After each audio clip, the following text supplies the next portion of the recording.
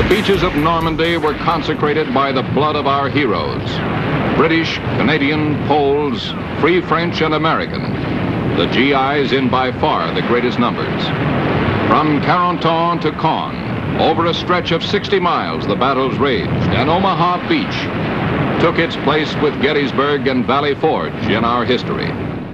The successful Allied invasion of Normandy on D-Day.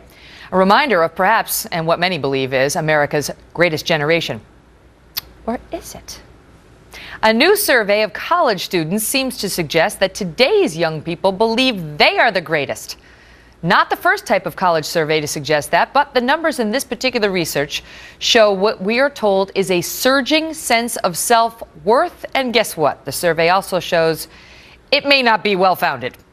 Joining me now to discuss it, Liz Stern, parenting blogger and author.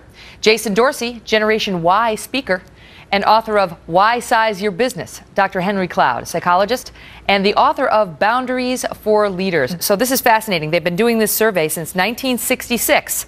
And apparently this year's survey shows an unprecedented level of self-infatuation. And it isn't well-founded. I love this part, that there is a disconnect between the students' opinions of themselves and their actual ability. You know, it's one of those things you don't really feel like you needed the researchers to tell you if you know anybody who's in this age group right now.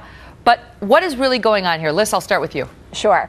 I think what's happening is that these children truly have a sense of entitlement these days, and it's a parent's opportunity and a parent's responsibility to start at home at an early age, teaching their children that hard work will pay off in the end.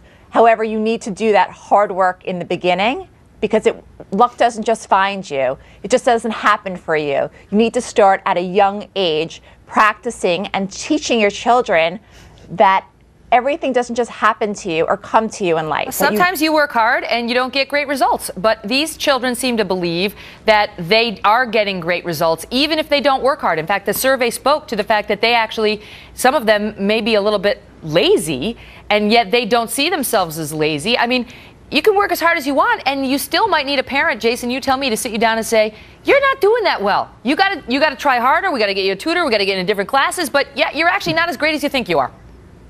Yeah, I think Liz actually has a well-intentioned point, but it's kind of backwards. I mean, what got us in this situation are our parents. They are the ones who saved us. They gave us a ribbon. They gave us a trophy. They told us we're great. And then those of us that went to college, our parents are helping us out. They say, as long as you're there, we'll help you. You know, just finish. And then 80% of us graduate and move home, and our parents take us back. So the missing point here is that we haven't been taught to connect effort with outcome, and to think that it's just going to suddenly change, like we're going to wake up and go, oh, I'm going to put in the hard work. Not going to happen. And I think my generation, unfortunately, we're in for a very rude wake-up call when we do go out there and eventually hit the real world. I want to make a comment. Go ahead, Liz. Really quickly.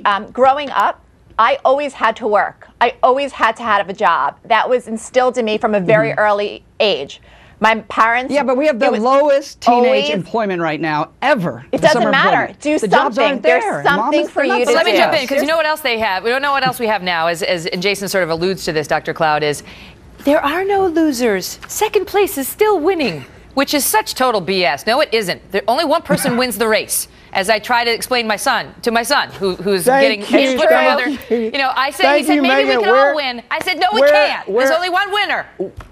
Where are the Tiger Moms? Where are the Tiger Moms when we need them? Look, here's the whole deal. Kids feel good about themselves because they're taught to be competent and because they're loved. There's an old saying that immature people ask for life to meet their demands. Mature people meet the demands of life. Ooh. And so, Jason, I don't know, where it came from with all this and who's enabling whom, but ultimately the big story here is that their self-appraisal is higher than the appraisal of the people around them. And whenever you get that disconnect, you got to get them in a dialogue, which is where I think you would have a major, major place here to talk to the generation about learning that you've got to serve your stakeholders and make them as happy with you as you are with yourself. But I think, I agree. But Jason, let me ask you to speak to this point, because they say, in terms of your parents and what they tell you, I mean, all parents want to say, you're so smart, oh, good job, honey, you want to build your child's confidence,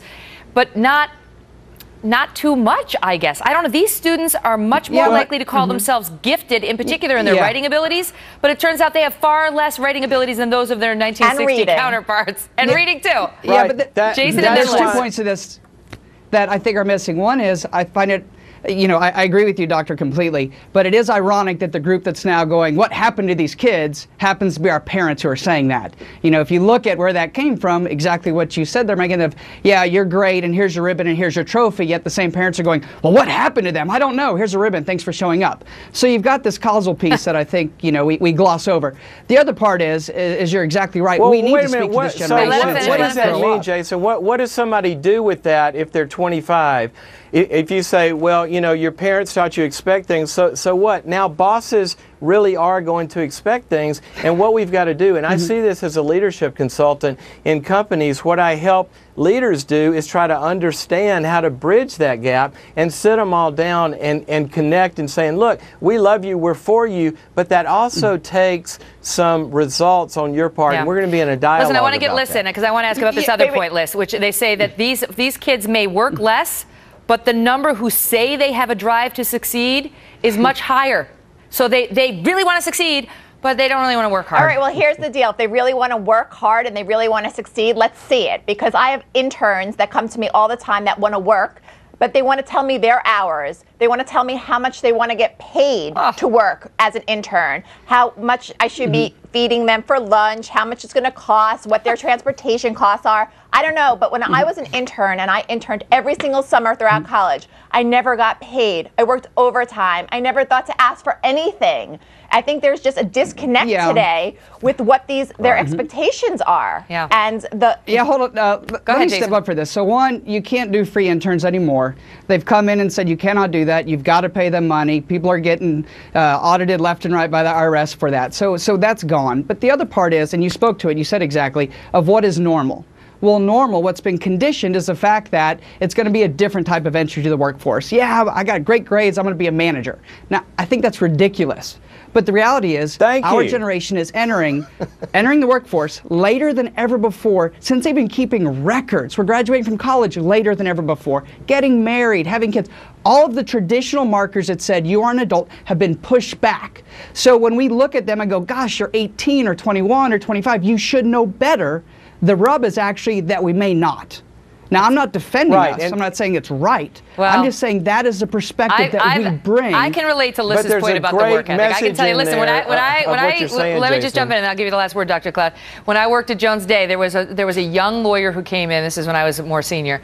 And I said, hey, I want you to work on this case. I want you to help me on this brief. And he said, I'd love to, but I'm kind of in a happy place with respect to my workload right now, so I really can't help you out. Yep. Get unhappy I'm fast, with you, babe. or you're going to be really unhappy very soon. Dr. Cloud, I'll give you the last word. Thank you. There's a simple formula. Here's what's required, and here's what you got to do to step up to make everybody happy. If you don't want to be happy with that workload, be happy working somewhere else. Yeah. But parents and companies have to have requirements and help people meet 100%. Yeah.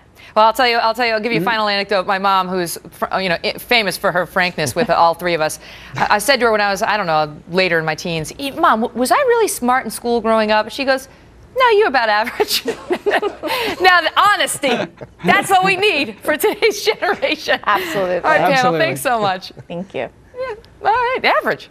I'll take it.